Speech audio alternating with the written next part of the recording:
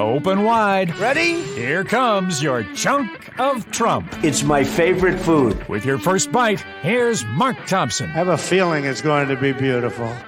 Well, I will tell you the news about Trump during the time he was president. He told European leaders that the U.S. would never come help if Europe was attacked. And he said NATO is dead. What? Multiple news outlets saying that the exchange between Trump and Ursula von der Leyen at the World Economic Forum in Davos was described in Brussels this week. You need to understand that if Europe is under attack, we will never come to help you and to support you, Trump said. Oh, my God. By the way, he continued, NATO is dead and we will leave. We will quit NATO. Does that not go against everything we stand for? I don't know about everything, but certainly a lot. Do you remember? We have major agreements that are in place as a result. Threat to the Constitution has really kind of, overtaken everything in my mind, but it brings back memories of when Trump was in office, and my worry was how we were being perceived by the international community. He was doing things, but pulling us out of climate agreements and saying things to allies that are like, what? And supporting Russia when it's like, again, what? Doing these international things that made absolutely no sense. And here again, I'm reminded that if we go back to a Trump presidency, this is what we're getting again. That's one of the reasons it's coming out, I think, in the press is for just what you're saying, that it's a reminder. He talked about the fact that you owe me, he was talking to the Germans, $40 billion, what you had to pay for defense. Threats to quit NATO and demands that European nations increase contributions to it were a feature of Trump's presidency. Also a concern by Europe over his opaque, apparently submissive relationship with Vladimir Putin. Opaque is a ding word. A big wake-up call, warned one European leader. He may come back. That was Trump as president talking about that. Donald Trump also saying that he's proud to have overturned Roe v. Wade.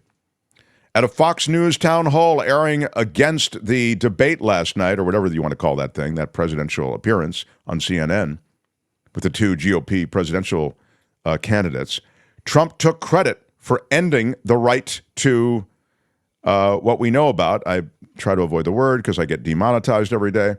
Former President Donald Trump saying last night at a town hall event that he was proud to have helped overturn Roe v. Wade by appointing 3 conservative justices to the U.S. Supreme Court.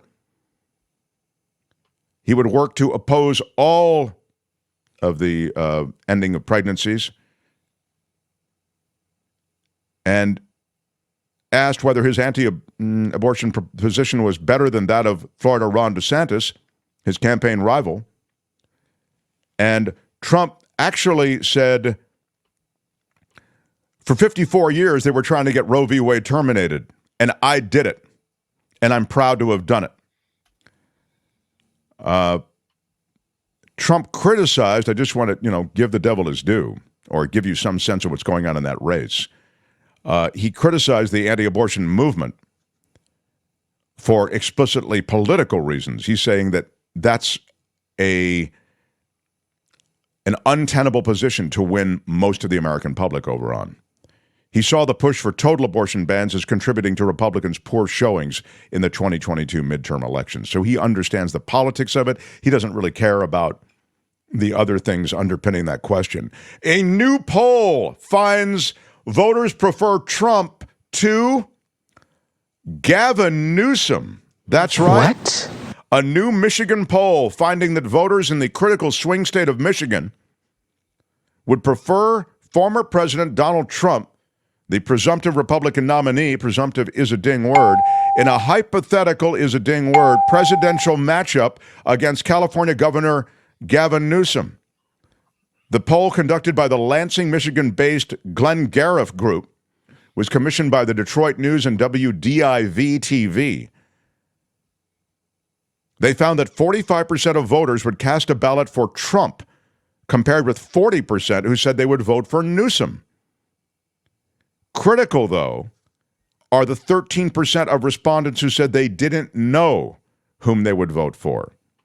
Another 3% said they would vote for someone else. Really? 13% of you didn't know who you would vote for? I don't know. Trump or Newsom? Don't know. Really? Responding. That's a pretty big difference. Just saying. Yeah. They're just too close.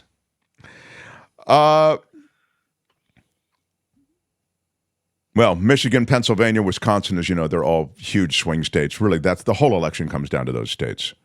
So we'll see. Biden took those states in 2020, won by 3 percentage points, but that's not a lot of people. That's about 150,000, a little over 150,000 people.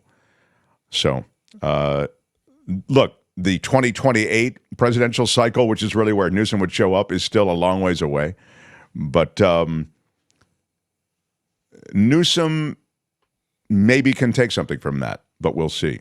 I think Newsom is so impressive in so many of these different situations, but he has to own a lot of stuff, and he may come across a certain way. And as I've talked about before and continue to talk about, and we will likely continue to talk about it here, voters vote viscerally. They vote really on stuff that doesn't have to do with policy, believe it or not.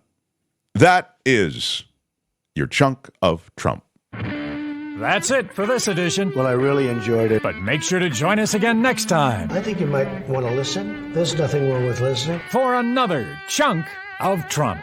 Hi, it's Mark, and I thought that was great. Hit the notification bell. You'll know whenever there's a new video being dropped, and please subscribe to our channel to help us save the universe.